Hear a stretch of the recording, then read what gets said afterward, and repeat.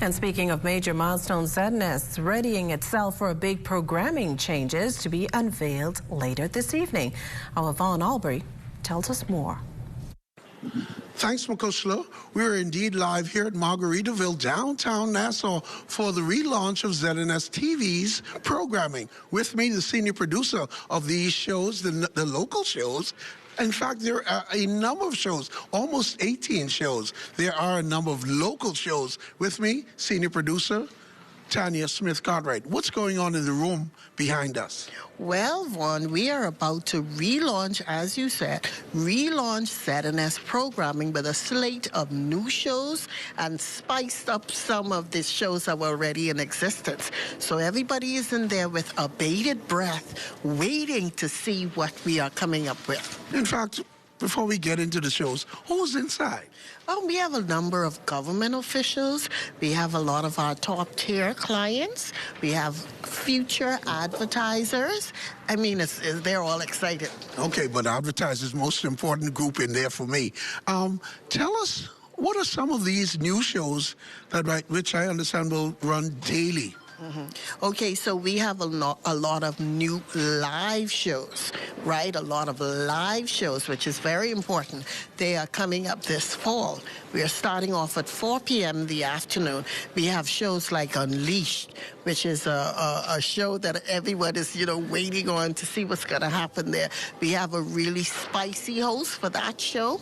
He is going to talk about things that make headlines and whatnot. That's going to be followed by a lifestyle show, which is going to have your fantastic, first of all, it's called What's Trending, Lifestyles in the Afternoon. So that's where you're going to get your fashion, your romance, education, exercise, fitness, everything is going to be rolled up. We're going to have a live DJ for that one.